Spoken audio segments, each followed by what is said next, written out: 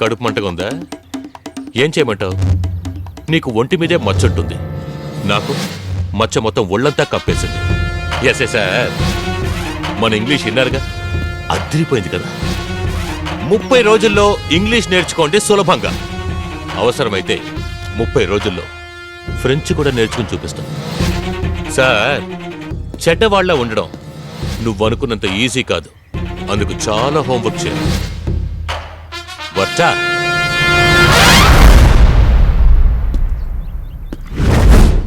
Excuse me sir.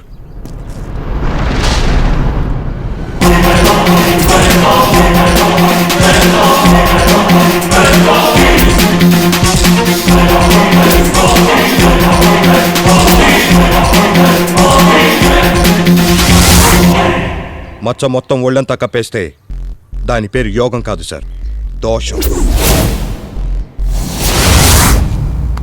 ఏదో పెద్ద 30 రోజులు ఇంగ్లీష్ నేర్చుకున్నానని బాగా ఫీల్ అయిపోతున్నారు. ఇటువంటి క్రిమినల్ మైండ్స్కే 30 రోజులు అవసరం. నాలాంటి మ్యాటర్ ఉండే క్లీన్ బ్రెయిన్కి 30 నిమిషాలు ఉంటే సరిపోతుంది. చెడ్డవాడిగా ఉండటానికి చాలా హోంవర్క్ అవసరం. నాలా ఉండాలంటే ఉద్యోగ దీక్ష ఉంటే సరిపోతుంది. ముఖ్యమైన విషయం విన్నాక తప్పుగా అనుకోరుగా? ఇంకోడికి పుట్టిన బిడ్డకి ఇనీషియల్ పెట్టుకోవడం రోషం ఉన్న మగాడు చేసే పని కాదు.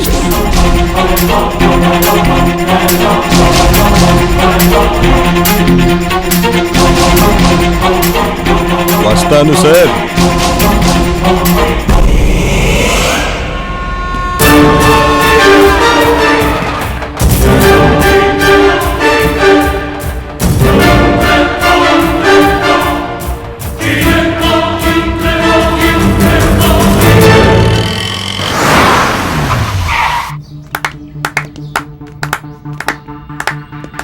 ఏందన్నా మీరు ఎగతాలు చేస్తున్నారా?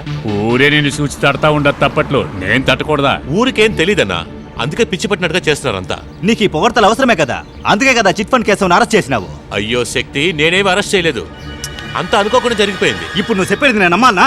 ఇందాక టీవీలో చూపించినారు కదా, ఇంటర్వ్యూ అంతా బలంగా ఉండిందే. అన్నా ఏం మాట్లాడుతున్నాడు? ప్రెస్ ముందు ఇంకెలాగన్నా మాట్లాడేది? నా మీద అనుమానం వస్తే ఆ అనుమానం బలపడేది మీ తలకు చుట్టుకునేది తెలుసుగా. ఓ పొరపాటు నువ్వు దొరికితే ఇరికిచేది మమ్మల్ని, అంతే కదా? ఏయ్ వాగద్దు శక్తి. ఎవరు వాగతాండేది? శక్తి మాట్లాడబాక, చిన్నపిల్లడు వదిలే మహేంద్ర. అన్నా నన్ను అనుమానిస్తారేంటి? ఉండేదాకా నేడ్లా ఉండేవాడిని మీకు. అది నేను నమ్మినా, నువ్వు నా మనిషి అబ్బా. ఆ డబ్బాడు పెట్టినా నాకెలా తెలుస్తుందన్నా? అది విచారించడానికి ఇంత కంపు జరిగిపోయిందిగా. ఓ అప్పుడైతే డబ్బు గురించి నీకేం తెలీదా?